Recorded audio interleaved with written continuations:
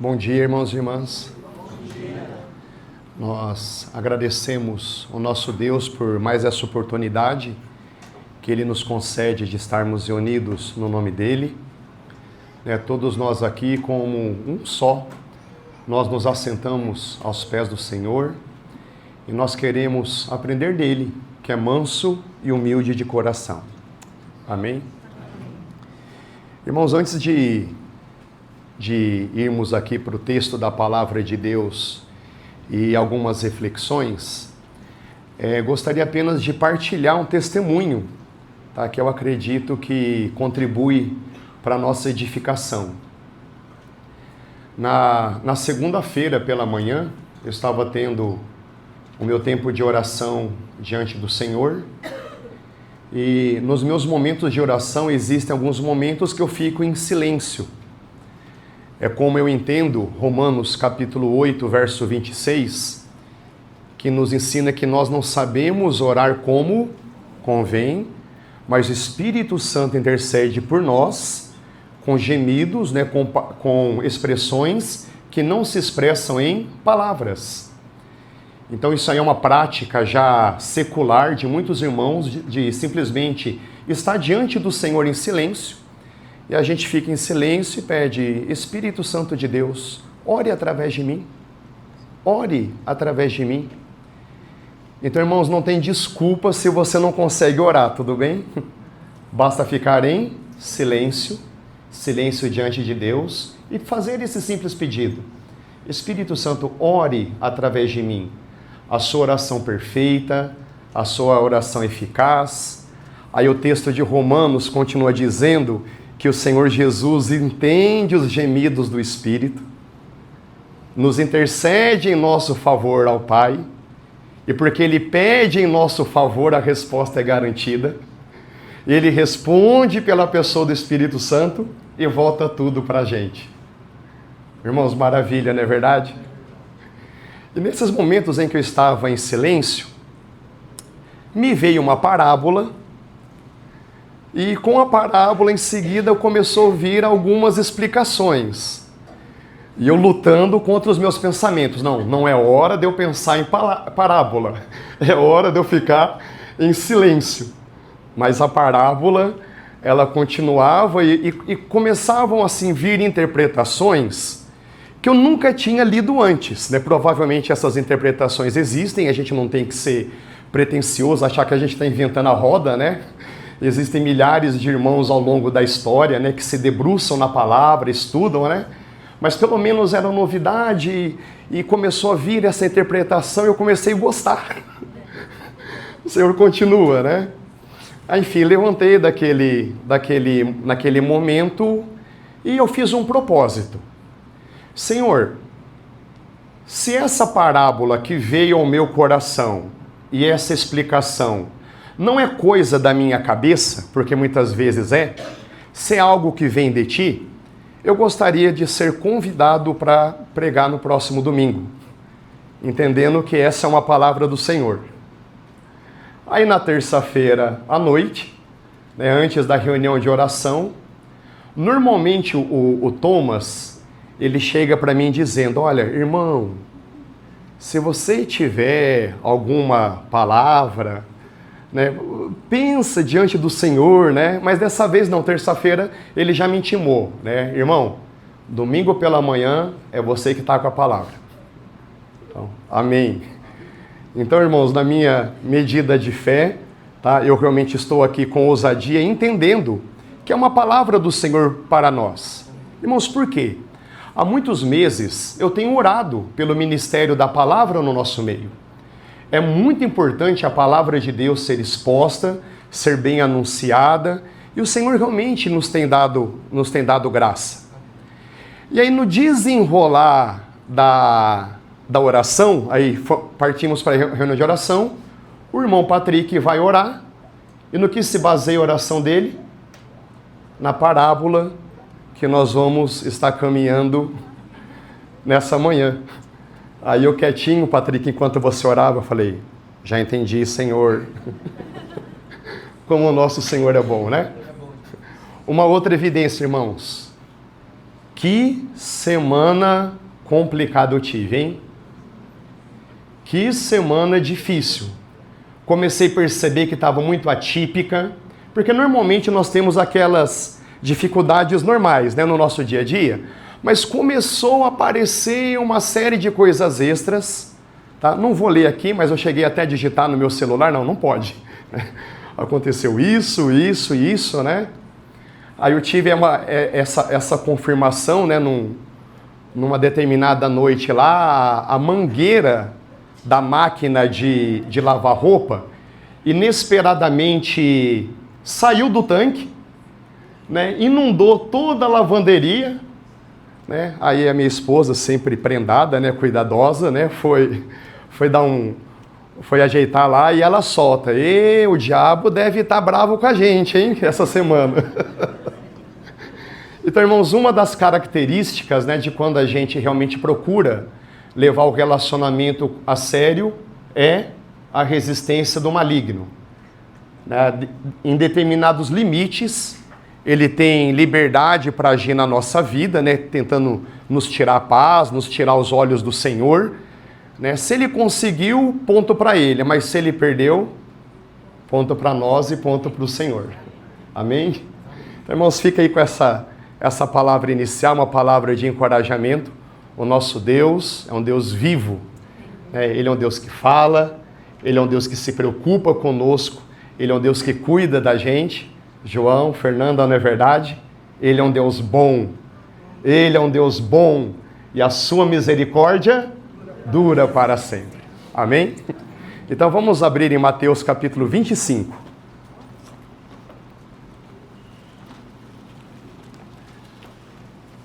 Evangelho de Mateus, capítulo 25. Eis a parábola.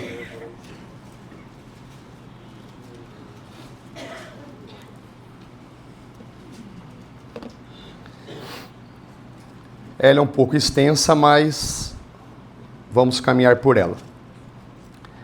Mateus capítulo 25, a partir do verso 14.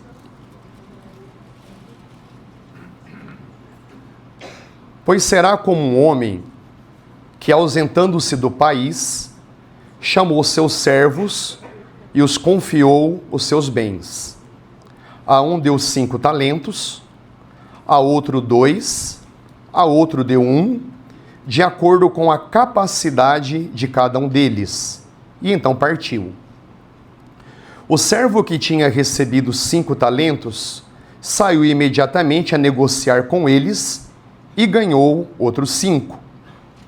Do mesmo modo, o que tinha recebido 2, ganhou outros 2. Mas o servo que tinha recebido 1 talento, saindo, fez um buraco na terra e escondeu o dinheiro do seu senhor.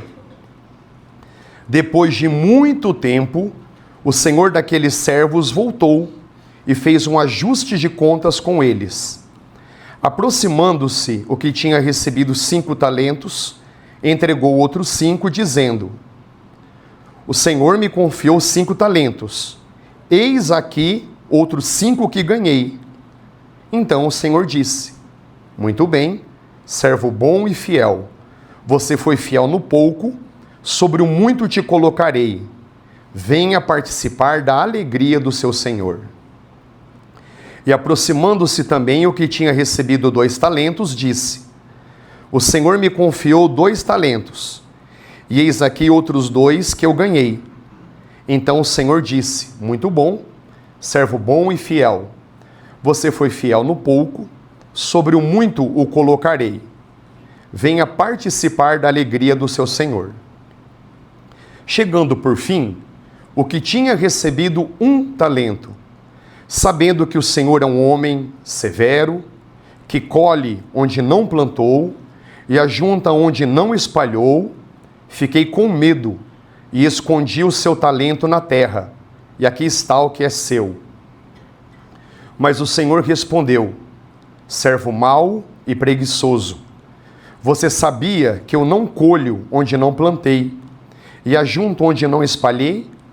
Então você devia ter entregue o meu dinheiro aos banqueiros, e eu, ao voltar, receberia com juros o que é meu. Portanto, tirem dele o talento e deem ao que tem 10, porque a todo o que tem, mais será dado, e terá em abundância. Mas ao que não tem, até o que tem lhe será tirado. Quanto ao servo inútil, lance-o para fora nas trevas, ali haverá choro e ranger de dentes. Vamos orar mais uma vez? Senhor, essa é a tua palavra. Nós te agradecemos pelos teus ensinos, tão vitais e importantes para nós. Mas precisamos, Senhor, da interpretação correta do teu Espírito. Precisamos da tua palavra específica para nós, exatamente aquilo que o Senhor quer nos comunicar. Então, Senhor, nesse momento, todos nós abrimos os nossos corações, abrimos nossas mentes, fala conosco, ensina-nos, Senhor Jesus, tudo aquilo que precisamos aprender do Senhor, de tudo que vai ser falado nesse momento, há algo específico que o Senhor quer comunicar com cada um de nós. Então, que essa mensagem pessoal fique ressaltada, Senhor, e que por tua graça possamos colocá-la em prática, para que o Senhor cresça em nossas vidas e nós sejamos daqueles servos que multiplicam os talentos que o Senhor nos confiou. Muito obrigado pelo teu socorro. Amém.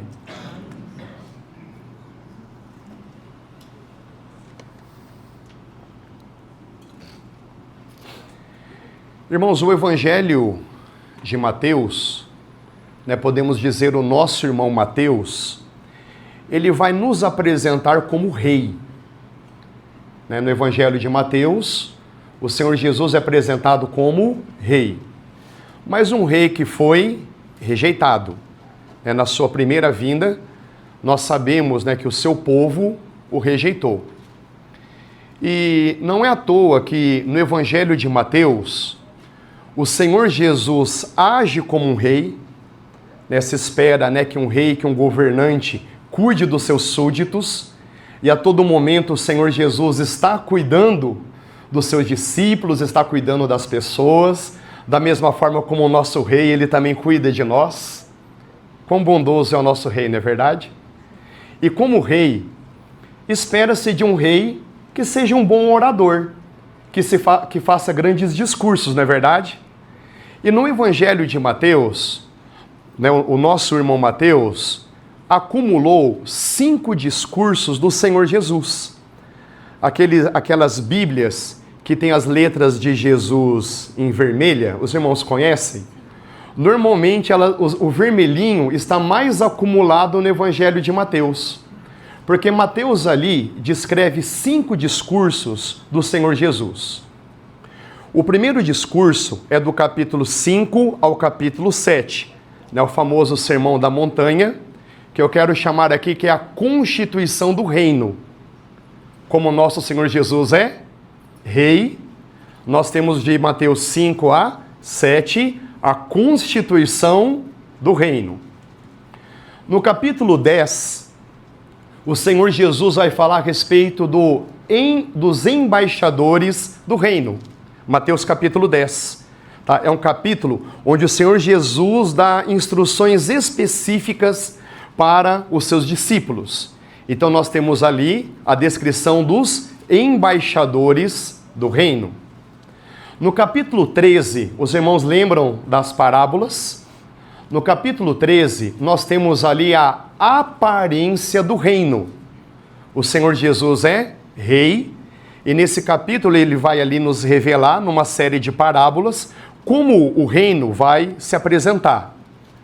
No capítulo 18, nós temos a igreja e o reino. Os irmãos lembram daquela expressão? Dou-lhes a chave do reino. O que vocês desatarem, o que vocês abrirem, será aberto nos céus, também na terra. Então, no capítulo 18, nós temos a igreja e o reino. E o quinto discurso é Mateus capítulo 24 e 25, que é justamente o estabelecimento, a vinda do reino. né, o Senhor Jesus vai descrever ali, né, a respeito do seu retorno, quando ele vem como rei e ele vai reivindicar o seu reino aqui nessa terra. Aí eu pergunto, irmãos, somos súditos desse reino? Amém. Pela graça dele, nós veremos essa volta gloriosa. Então nós temos ali 5 discursos. E Mateus não faz isso por acaso. Porque nós sabemos que, segundo Hebreus, capítulo 3, os primeiros 6 versículos, diz que o nosso Senhor Jesus é maior do que Moisés. E quantos livros Moisés escreve? Quantos livros Moisés escreve? Quantos discursos Moisés faz? 5. Gênesis, Êxodo, Levítico, Números e Deuteronômio. O que o nosso irmão Mateus está dizendo? Olha, o nosso Senhor Jesus é rei, mas ele é o verdadeiro Moisés. Ele é o verdadeiro enviado do nosso Deus. E nesses 5 discursos, nós acabamos aqui de ler uma das partes finais do 5º discurso, que fala a respeito do retorno, da vinda, do estabelecimento do reino. Então o Senhor Jesus vai descrever uma série de acontecimentos que vai acontecer nesse planeta, e nós começamos a perceber sinais claros desses acontecimentos. E no capítulo 25, nós temos ali 3 parábolas ou 2, porque vai depender do estudioso, mas com certeza nós temos ali 2 parábolas. A primeira parábola é a parábola das 10 virgens, que fala a respeito do caráter de quem vai entrar e de quem vai sair, vai estar de fora do reino. Então nós temos a primeira parábola, Mateus capítulo 25, é a parábola das 10 virgens. Os irmãos lembram? 5 prudentes, 5 tolas. Quem entrou no reino? As prudentes. Tá? Era aquelas que tinham azeite de sobra. E azeite é uma figura do Espírito Santo. Irmãos, então qual é o segredo para sermos virgens prudentes? Para termos o caráter do Senhor Jesus? Sermos cheios do Espírito Santo. E o que a gente deve fazer, irmãos, para ser cheio do Espírito Santo? Pedir para o nosso Deus e Pai. O Senhor Jesus disse, olha, vocês sendo maus, sabem dar boas coisas para o filho de vocês, quanto mais o Pai dará o Espírito Santo para todos aqueles que lhe o pedirem. Irmãos, vamos pedir. Abrimos os olhinhos, Pai, encha-me do teu Espírito, encha-me da tua vida. Irmãos, é bom comentar que o pecado bloqueia o enchimento do Espírito, tudo bem? Isaías capítulo 59. O Senhor diz, olha, os meus ouvidos estão abertos para te ouvir. A minha mão está estendida para te abençoar. Isaías 59, 1. Mas os vossos pecados fazem separação de vós e do vosso Deus. Irmãos, então, em nome do Senhor Jesus, todo pecado conhecido, que nós imediatamente resolvamos esse imenso problema, aos pés do Senhor, confessando, se for necessário, chegarmos à pessoa que nós ofendemos, né? A gente pede, Senhor, dá-me coragem, né, para pedir perdão, para que absolutamente nada nos bloqueie do enchimento do Espírito. E assim seremos virgens, prudentes, e teremos ali o caráter de quem vai entrar no reino. Então a parábola das 10 virgens fala a respeito de caráter. E a parábola dos talentos vai falar a respeito de serviço. Então na parábola dos talentos, nós temos ali a descrição do serviço de quem vai entrar e de quem vai ficar de fora do reino. Então eu sei que os irmãos prestaram atenção. Quem vai entrar? O que recebeu 2 talentos. O que recebeu 5 talentos. E quem ficou de fora?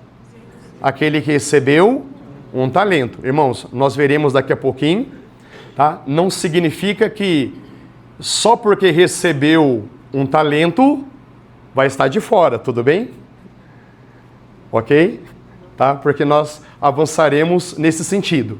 Mas existem muitos que recebem um único talento, e já eu partilho, né, o que veio ao meu coração, que simplesmente o enterrou, não o desenvolveu, tá? E por isso recebeu a séria repreensão do nosso Senhor.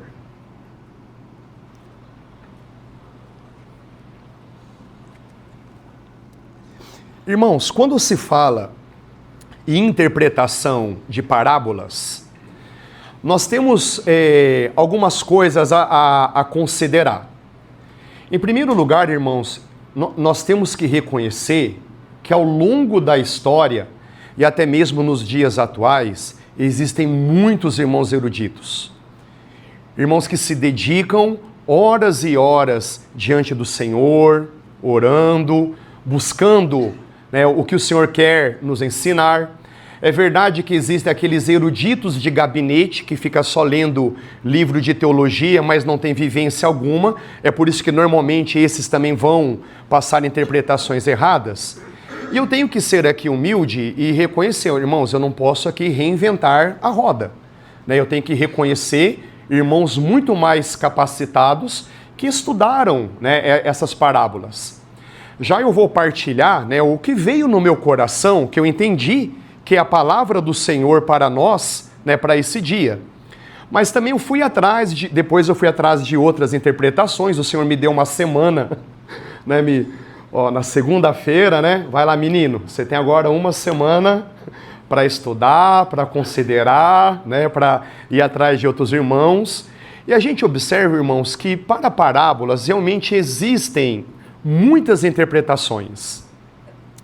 E algo interessante na palavra de Deus é que nós temos que entender essas muitas interpretações não como conflitantes, mas como complementares. Os irmãos entendem o que estou dizendo? Quando nós temos muitas interpretações, nós não temos que ver essas interpretações como conflitantes, mas como complementares. Tá? Então, vou dar um exemplo. A famosa parábola do filho pródigo.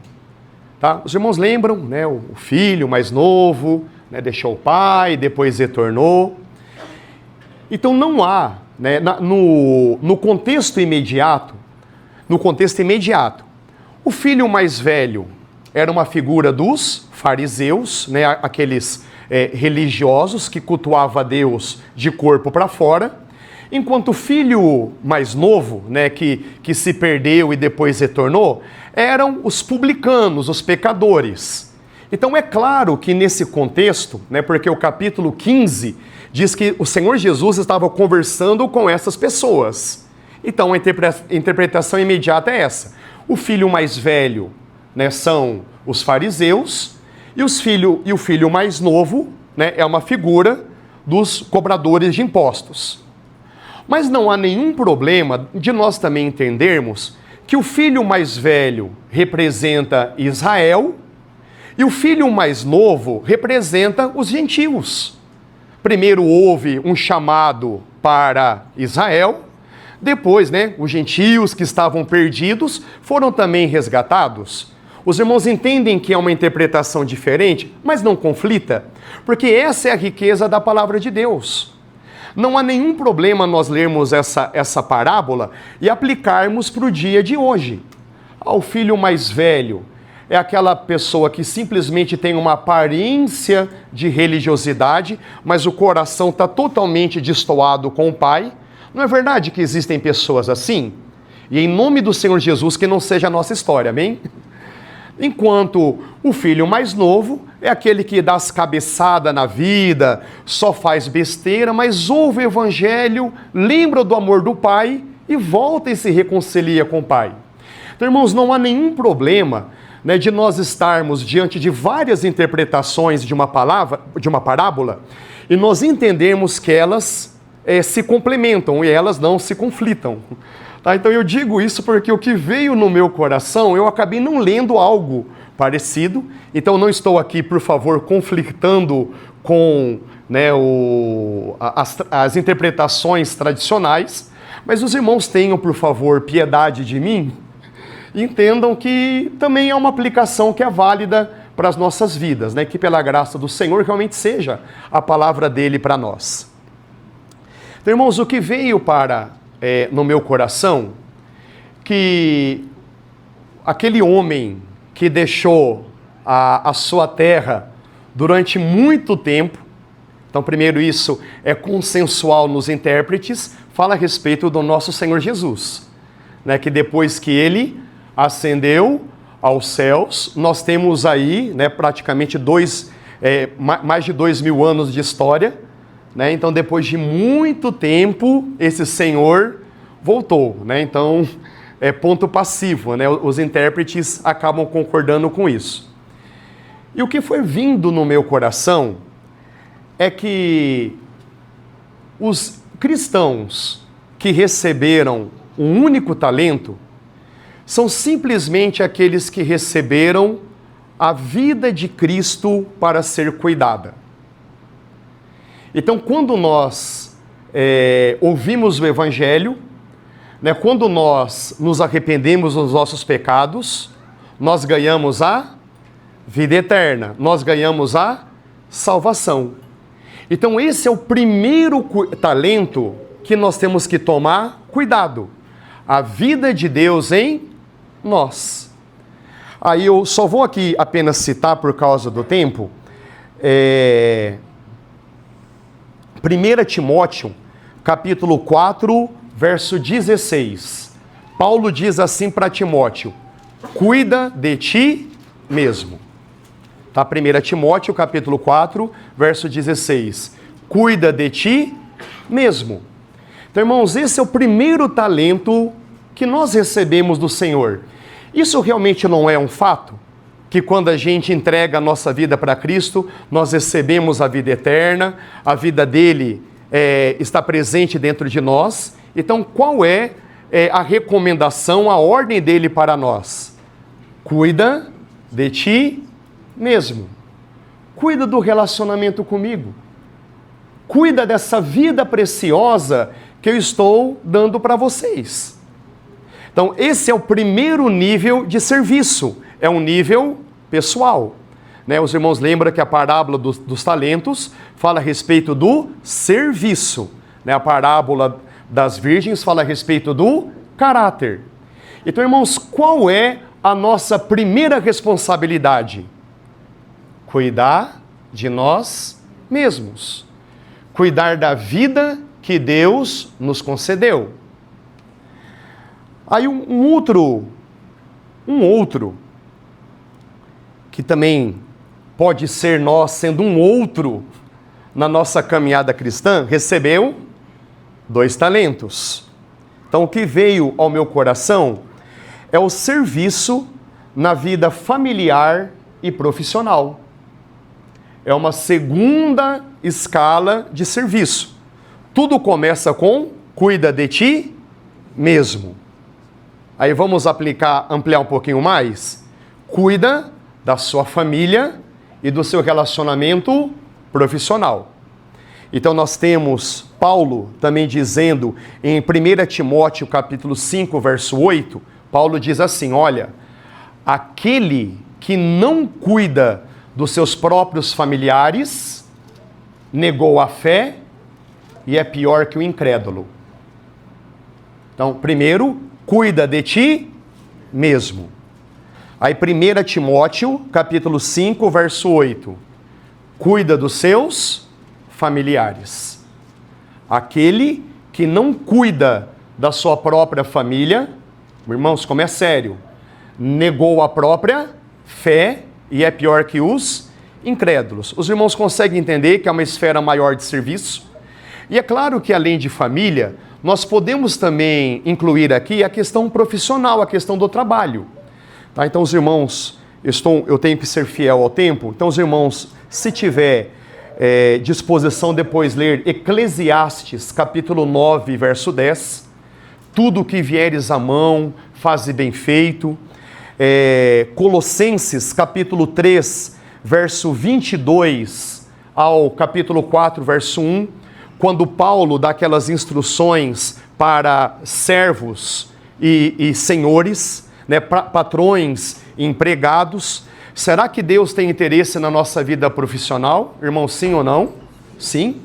Será que a gente não despertou que a nossa vida profissional é o nosso campo de trabalho? Tá?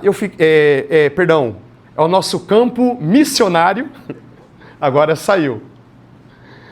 Lendo a biografia, né, de muitos missionários, né, irmãos que o Senhor levantou para levar o evangelho para outros países, eu percebi mais ou menos essa regularidade, né, que o missionário vai e quando chega no local, ele procura uma profissão, simplesmente para se inteirar com as pessoas, para se inteirar com a cultura, né?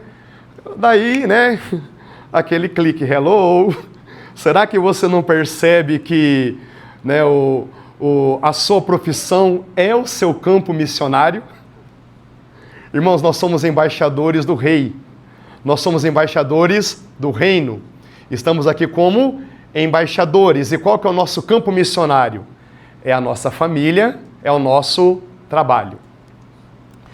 E aquele que recebeu 5 talentos, irmãos, dentro, né, da compreensão que veio ao meu coração, são aqueles que são chamados para cuidar da igreja de Deus. Aqueles que são chamados para cuidar do rebanho do Senhor. Atos, capítulo 20, verso 28, Paulo diz assim aos presbíteros da igreja de Éfeso: cuida do rebanho de Deus. Olha que sério, irmãos. A quem Deus comprou com o próprio sangue. Então vamos entender essas esferas de serviço. Qual que é o primeiro chamado? Cuidar da própria vida. Cuida de ti mesmo. Qual que é a esfera um pouquinho maior? Cuida da sua família, cuida do seu trabalho. Qual que é uma esfera um pouco mais ampla? Cuida dos seus irmãos e irmãs.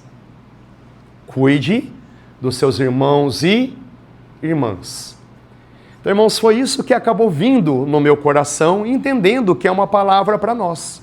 Então, reforçando, em primeiro lugar, que o Senhor nos dê graça para cuidar da própria vida.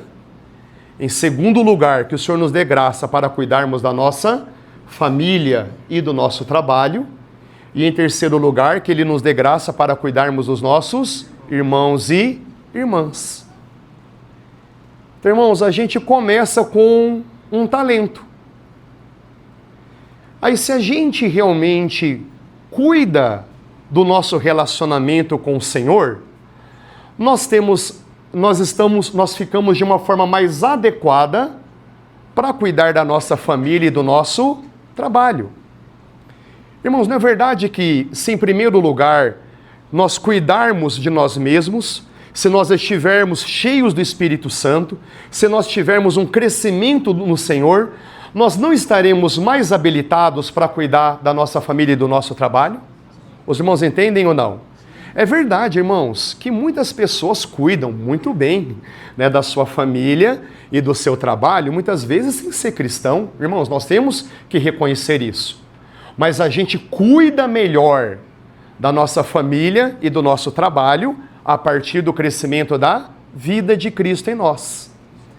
E depois que a gente tem esse cuidado próprio, irmãos, olha que interessante quando o Senhor Jesus olha, ame em primeiro lugar a Deus, ame ao próximo como a si mesmo.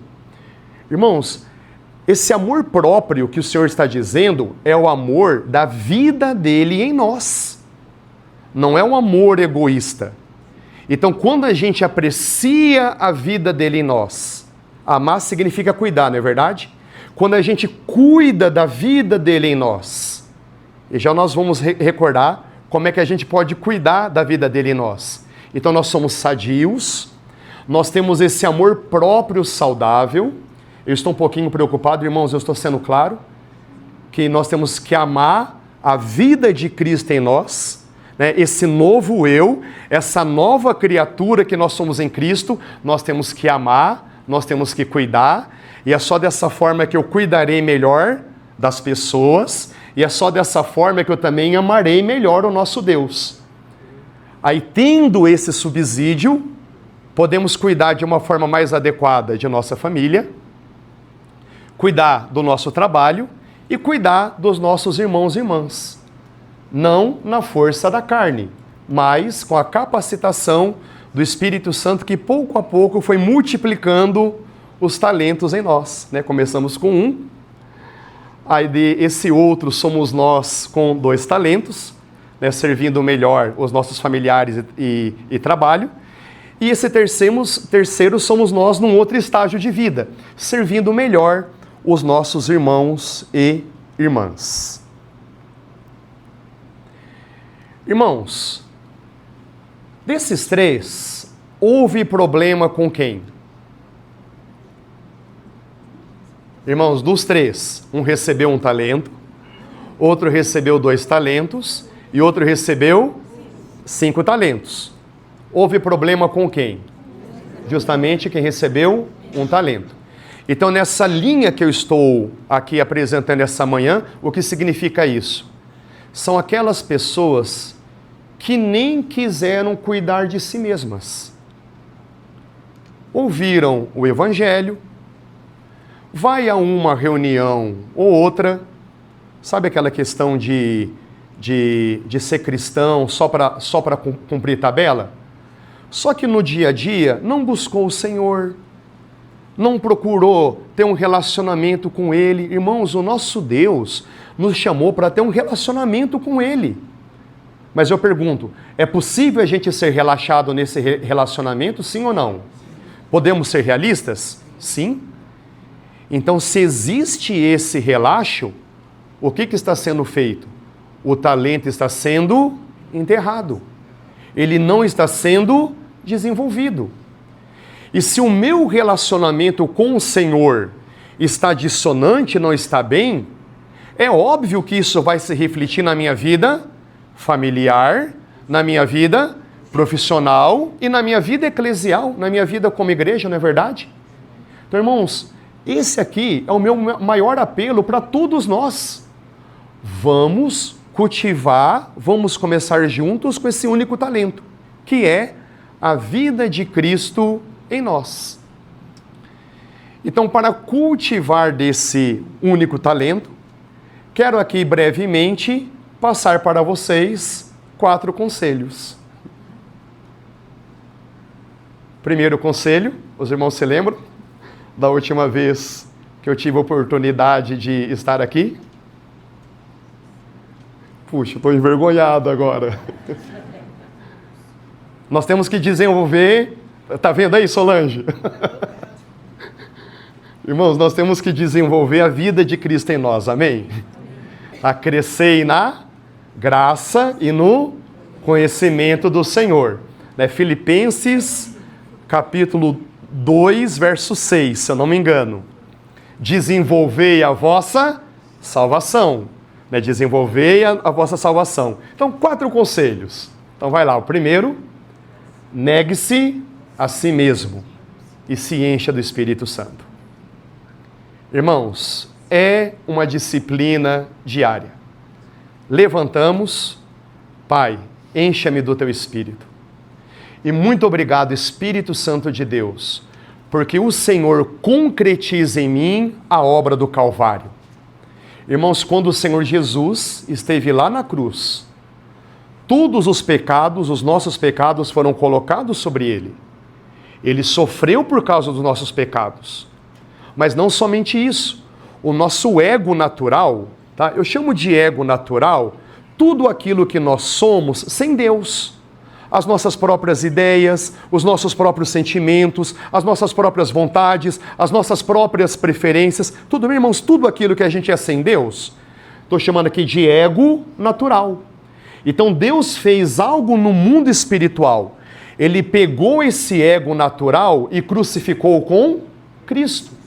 É esse o sentido das palavras de Paulo.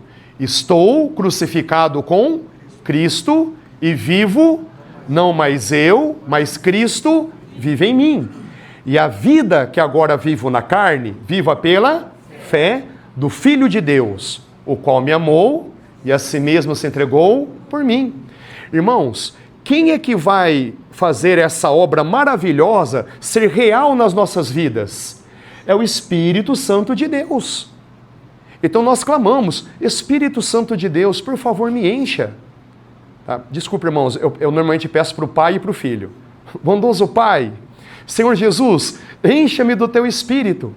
Aí Espírito Santo de Deus, concretiza em mim essa obra maravilhosa do meu ego natural ser crucificado, eliminado, extirpado, aniquilado, extinto, queimado, tudo que é possível, desodorizado, né? Porque às vezes morreu, mas tem um odorzinho ainda, não é? Então, de vez em quando eu coloco essa palavra, desodorizado, que eu não quero vestígio nenhum do velho homem. Agora, Senhor, encha-me do Teu Espírito. Irmãos, o Espírito Santo de Deus é o comunicador da vida divina. É Ele que vai formar, vai produzir em nós o caráter de Cristo. Os irmãos lembram de Gálatas capítulo 5, verso 22 e 23? O que é o caráter de Cristo? Amor, alegria, paz, perseverança, bondade, benignidade, fidelidade, mansidão e domínio próprio. Irmãos, são virtudes gloriosas ou não? Muito gloriosas. E quem nos dá gratuitamente? Quem é que manifesta essas virtudes em nós gratuitamente? O Espírito Santo. Então, irmãos, que seja a nossa insistência. O Senhor Jesus diz, pedi, pedi, dar-se-vos-á. Buscai, batei.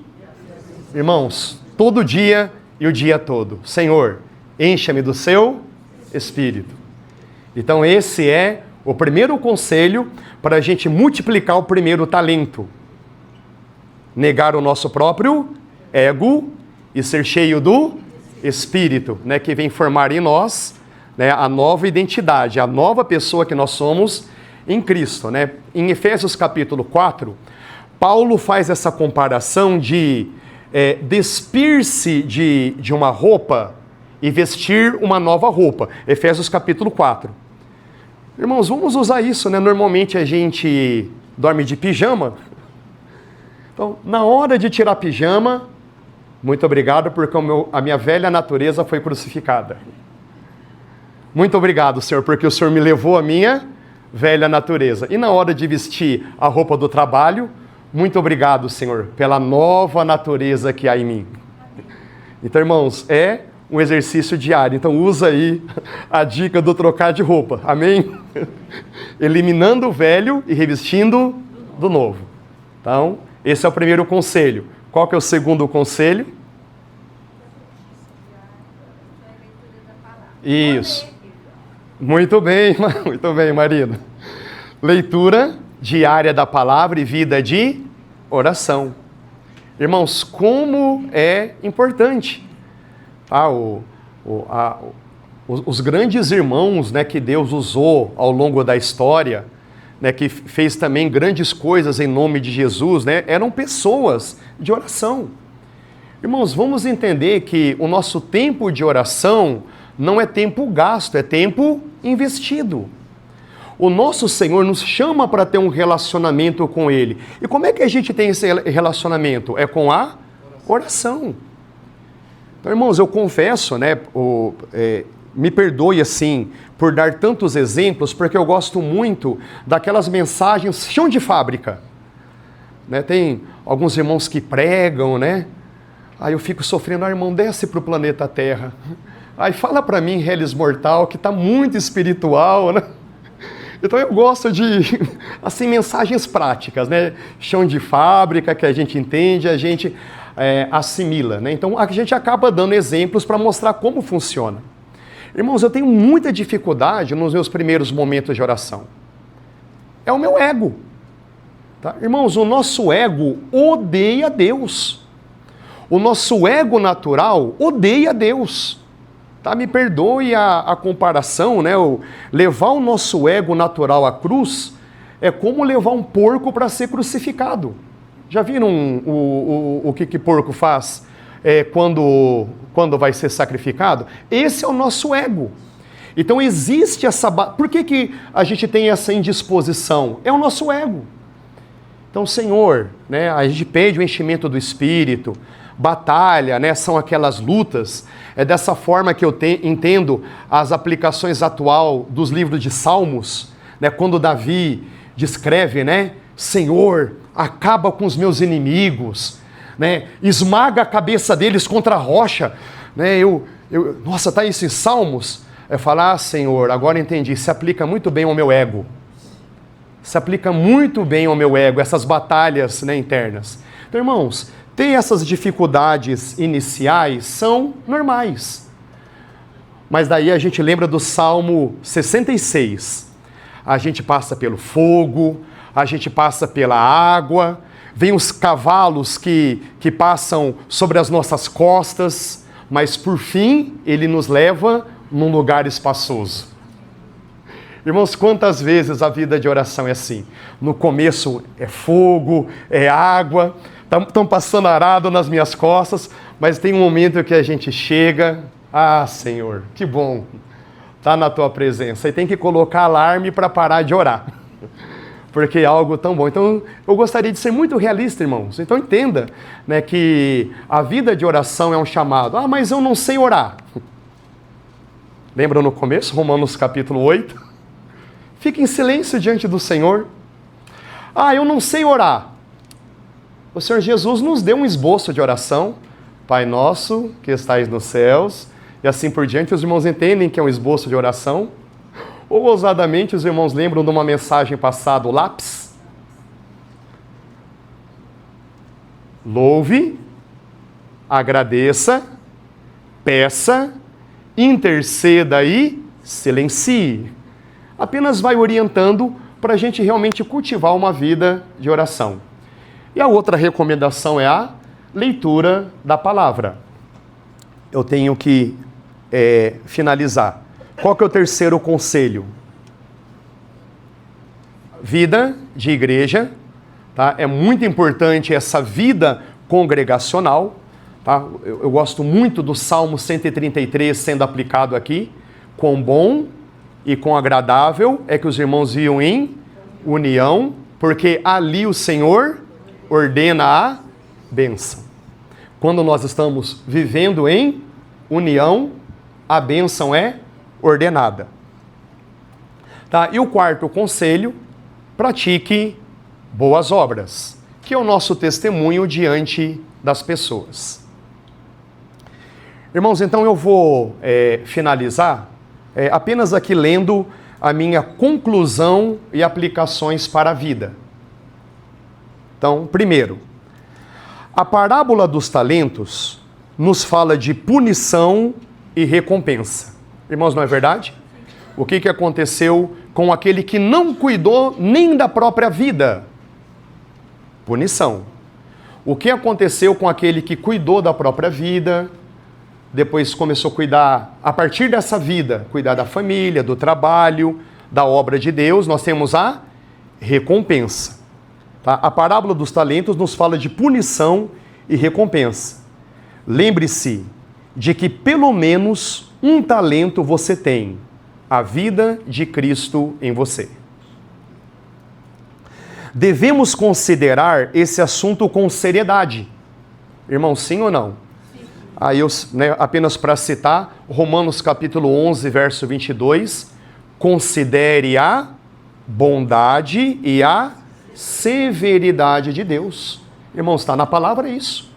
Considere a bondade e a severidade de Deus. Nós temos que ter um divino equilíbrio desses dois aspectos. Observe que o cristão de um talento considerou apenas a severidade. Os irmãos lembram do discurso dele? Eu sei que tu és um Senhor severo. E ele esqueceu de considerar a bondade. E por ter só considerado a seriedade, isso paralisou. Então, irmãos, consideremos a bondade e a severidade de Deus. O que acontece se a gente considerar só a severidade? A gente paralisa.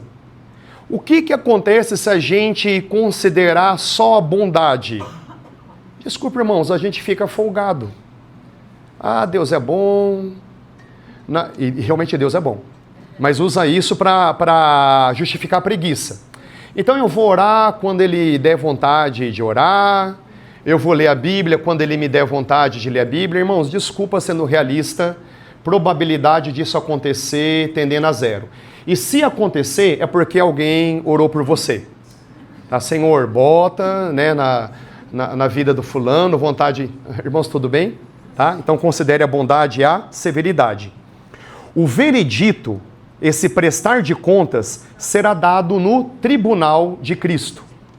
Tá? Aí apenas citando, irmãos, Romanos capítulo 14, verso 12, diz que cada um dará conta de si mesmo a Deus. Romanos capítulo 14, verso 12, cada um dará conta de si mesmo a Deus.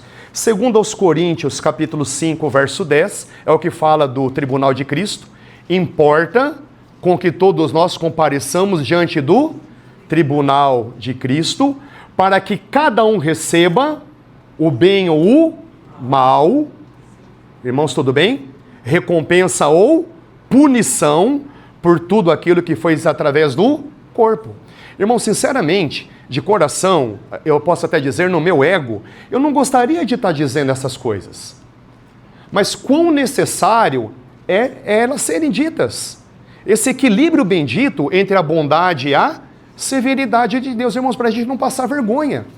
Imagina a gente chega diante do tribunal de Cristo, eu não sabia. Isso é muito, muito sério. E Apocalipse capítulo 22, verso 12, palavras do Senhor Jesus. Palavras do Senhor Jesus. Eis que eu venho sem demora, e o meu galardão, a minha recompensa está nas minhas mãos, para retribuir cada um segundo as suas obras.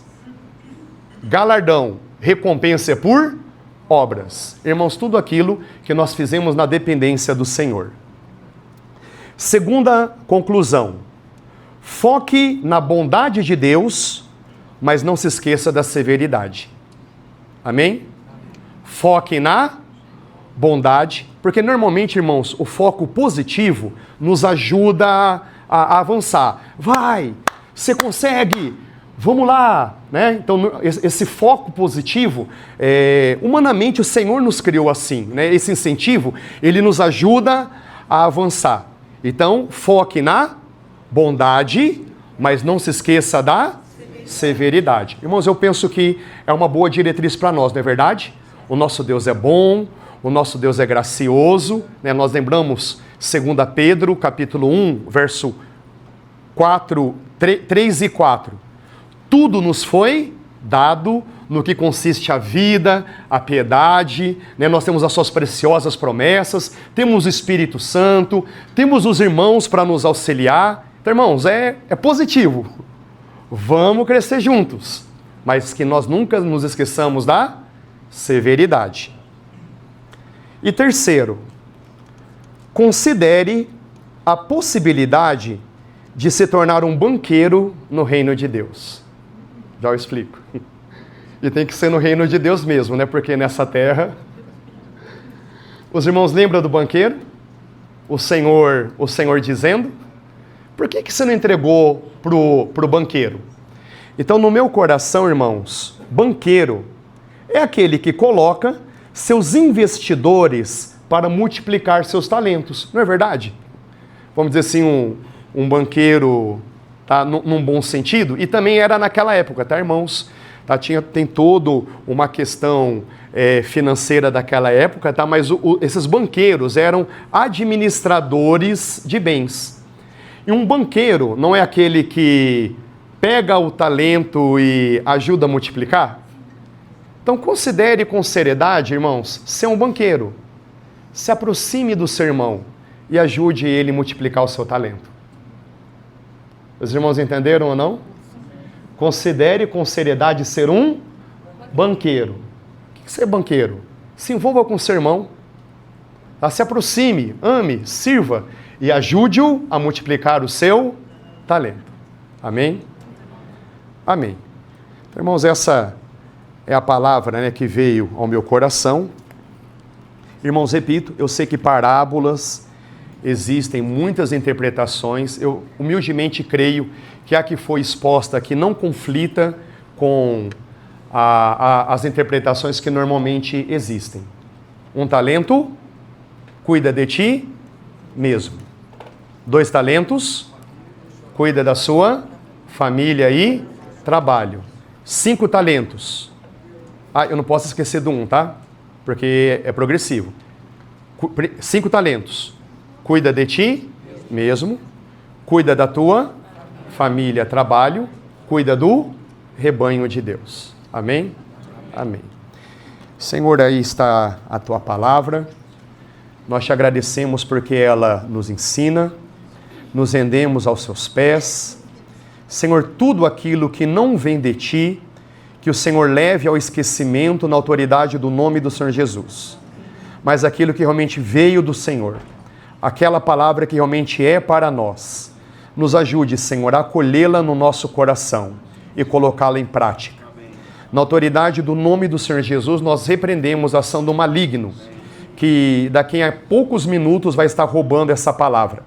Em nome do Senhor Jesus, seja repreendido. E que a tua palavra, Senhor, realmente penetre em nossos corações e frutifique para a glória do teu nome. Em nome do Senhor Jesus, amém. Amém. Bem, pode concluir, Ricardo?